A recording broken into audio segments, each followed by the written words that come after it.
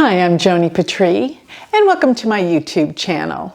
Well, today I want to talk about the full moon, which occurs February 27th, of course, 2021, and this full moon will be in Leo.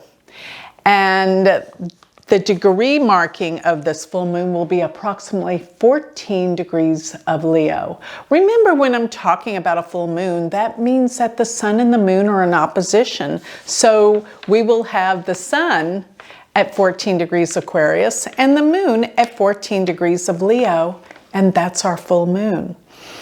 Now, Leo is the sign of leaders and leadership.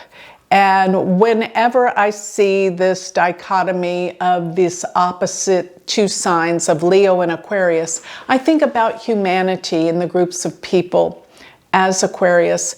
But Leo is the leadership, the one person who takes charge.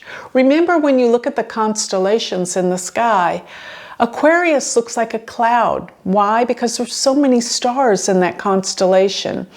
And that represents humanity. But when you look at Leo, there's one really strong, powerful star, and it's Regulus. Regulus is the heart of the lion, and it represents leadership. And it most definitely has to do with the heart energy, too. Leo is a very loyal and dedicated sign, and it is a leader. Nobody's going to tell them what to do. They're going to be in charge of situations. But it is a very warm sign that deals with great warmth and love. It rules the heart. So thinking about the moon being here really does represent that there's going to be a big change in terms of leadership. And this is going to be strong and very, very powerful for the world, because that's what everyone's seeking, to find someone to lead and to be in charge and to protect us. That's what we need. Now, the sun in Aquarius is coming close to Neptune. So you're going to find within this month of February and on into March, there's going to be a lot of truth finding and uncovering of things that we didn't know. And many times I say Neptune is secrets, and Neptune is scandals, and Neptune can do with deceit and denials. But more than anything, I think when we move this sun closer to Neptune on a week or two following, yes, about 2 weeks following, or I don't even think it's that long off, but let's just say 10 days afterwards, there will be so much that's going to be uncovered. I think a lot of it's going to deal with what's out there in space. We're going to make some discoveries, and I've been talking about aliens for a long time. This is the year that it's all going to come about. So you might find some more proddings or information concerning this, for sure. And another thing is this. The moon is going to be in the nakshatra Purva Falguni. That nakshatra is ruled by Venus, and it deals with the comforts of life.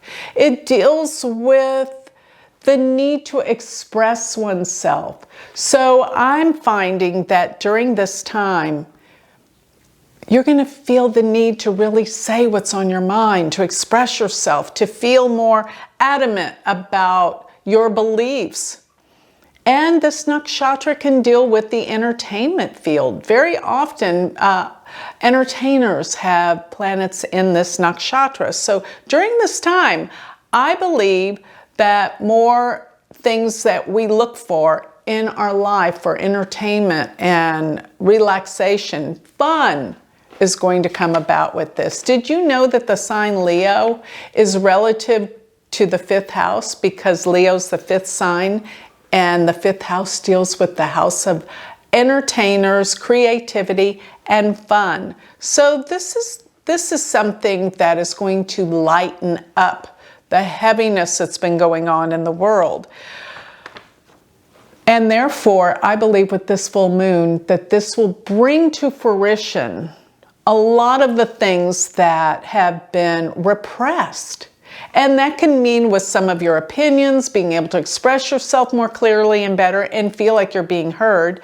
But aside from that, it's a time to start having fun because we've all been oppressed with the coronavirus. So therefore, I think things such as movies and entertainment and even entertainment parks will begin to open. There's a new hope there.